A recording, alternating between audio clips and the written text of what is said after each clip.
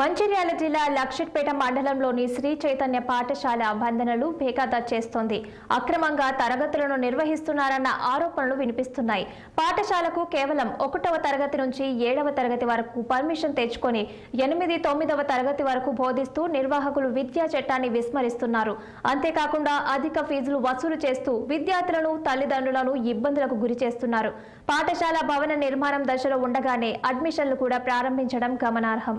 భవన నిర్మాణం పూర్తి కాకముందే పాఠశాలను నడిపిస్తూ విద్యార్థులను తీవ్ర ఇబ్బందులకు గురి చేస్తున్న సంబంధిత అధికారులు పట్టించుకోకపోవడంతో ఈ సమస్యలు పరిష్కారం కావటం లేదని, కార్పొరేట్ వ్యవస్థకు కొమ్ము కాస్తున్న అధికారులపై చర్యలు తీసుకోవాలని విద్యార్థి సంఘ నాయకులు, తల్లిదండ్రులు డిమాండ్ చేస్తున్నారు. దీనిపై మరింత సమాచారం మా మంచిర్యాల ప్రతినిధి సత్యనారాయణ అందిస్తారు. మంచిర్యాల జిల్లాలో పుట్టగొడుగుల పాఠశాలలు, ప్రైవేటు పాఠశాలలు పుట్టుకొస్తున్నాయి. దీంతో విద్యాశాఖ అధికారులు నిమ్మకు నీరెత్తినట్టు వ్యవహరిస్తున్నారని విద్యార్థి సంఘాలు ఆరోపిస్తున్నాయి. మొత్తం మీద మనం లక్షేపేట మండలంలోని శ్రీ చైతన్య పాఠశాల ముందున్నాం. ఈ శ్రీ చైతన్య పాఠశాల ఈ నూతన సంవత్సరం ప్రారంభించబడినది. ఈ నూతన సంవత్సరం ప్రారంభించబడిన శ్రీ చైతన్య పాఠశాల భవనం కూడా పూర్తి కాకముందే విద్యార్థులను తీసుకొచ్చి తరగతి గదులు నిర్వహిస్తున్నారు.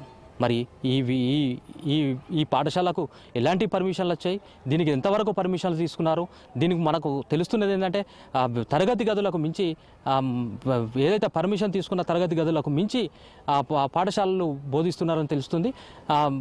దీంతో ఎంతో ప్రైవేటు పాఠశాల ఇప్పటికీ ప్రారంభించినప్పటికీ దీన్ని పూర్తి కాకముందే పర్మిషన్లు ఎలా ఇచ్చారు, మరి విద్యాశాఖ అధికారులు చూసి చూడనట్టు ఎందుకుంటున్నారు, విద్యాశాఖ అధికారులు ఏం చేస్తున్నాడో దీనికి సంబంధించిన మనతో పాటు విద్యార్థి సంఘాలు నాయకులు ఉన్నారు. వారిని అడిగి తెలుసుకునే ప్రయత్నం చేద్దాం. చెప్పండి, ఈ నూతన సంవత్సరం ఇక్కడ విద్యా సంస్థ శ్రీ చైతన్య విద్యా సంస్థ ప్రారంభించబడింది. దీనికి అనుమతులు ఎంతవరకు ఉన్నాయి అని మితిమీరి తరగతులు నిర్వహిస్తున్నారని తెలుస్తుంది. దీనిపై మీరేమంటారు?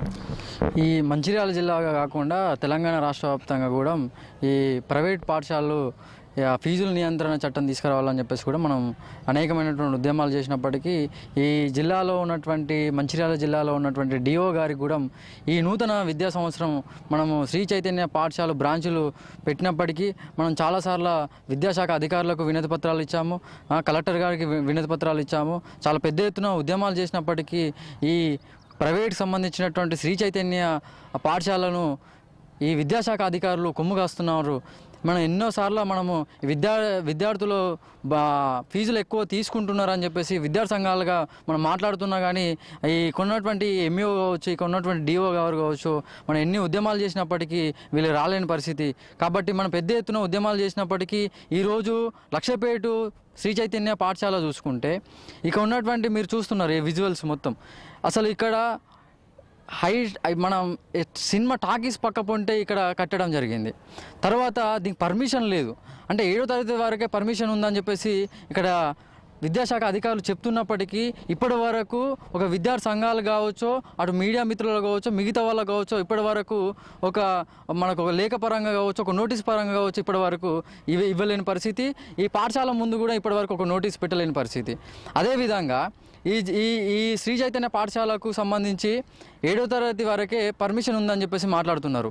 నిన్న సిఆర్పి వాళ్ళు కూడా ఇక్కడికి వచ్చి మొత్తం సర్వే చేస్తే 8వ తరగతి 9వ తరగతి పుస్తకాలు దొరికినప్పటికీ ఇలా ఈరోజు ఎంఈఓ గారు ఈరోజు మండల ఎడ్యుకేషన్ మనకు సంబంధించినటువంటి ఆఫీసర్ గారు ఇక్కడికి వచ్చారు. ఇక్కడ ఏం జరుగుతుంది, అసలు ఏంటిది, ఎలాంటిది తీసుకుంటారు అని చెప్పేసి మనము చూడాల్సి ఉంది. కాబట్టి విద్యార్థులకు న్యాయం జరగాలి అని చెప్పేసి మేము విద్యార్థి సంఘాలుగా మేము మాట్లాడుతున్నాం. కాబట్టి ఇది ఒకవేళ విద్యాశాఖ అధికారులు పట్టించుకోకపోతే, ఇక్కడ ఉన్నటువంటి ఎంఈఓ గారు పట్టించుకోకపోతే మేము పెద్ద ఎత్తున ఉద్యమాలు సిద్ధమని చెప్పేసి దీనికి తెలియజేస్తున్నాను. మొత్తం మీద మనం చూసుకున్నట్టయితే విద్యాశాఖ ఏదైతే మంచిర్యాల జిల్లాలో విద్యాశాఖ అధికారుల నిర్లక్ష్యమే దీనికి కారణమని తెలుస్తుంది.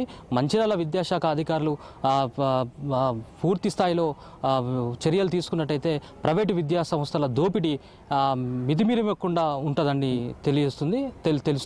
అయితే మొత్తం మీద ప్రైవేటు పాఠశాల యాజమాన్యాలు ఏవైతున్నాయో విద్యార్థుల తల్లిదండ్రుల రక్త మాంసాలు పీడిస్తూ విద్యార్థుల తల్లిదండ్రులు కూడా ఇప్పుడు కూడా తెలుసుకొని ప్రైవేటు పాఠశాల అసలు ఏం జరుగుతుంది, ప్రైవేటు పాఠశాలకు ఎంతవరకు పర్మిషన్లు ఉన్నాయి, ప్రైవేటు పాఠశాల బస్సుల ఫిట్నెస్ ఎంతవరకు ఉంది, తర్వాత ప్రైవేటు పాఠశాలలో విద్యార్థి చదువు చెప్పే టీచర్ల మా పరిస్థితి ఎలా ఉంది, టీచర్లు ఎంతవరకు చదువుకున్నారు, మా విద్యార్థులకు ఎంతవరకు చెబుతున్నారన్న తల్లిదండ్రులు కూడా గ్రహించుకోవాల్సిన పరిస్థితి అయితే ఉంది. తల్లిదండ్రులు కూడా పూర్తి స్థాయిలో ప్రైవేటు పాఠశాలను పిల్లలను పంపించడమే కాకుండా ప్రైవేటు పాఠశాలలో జరుగుతున్న అన్యాయాల అక్రమాలు కూడా చూసి ఇప్పటికైనా తల్లిదండ్రులు కూడా నేర్చుకోవాలని చెప్పి విద్యార్థి సంఘాలు కూడా తెలియజేస్తున్నాయి. ఇది ఇక్కడ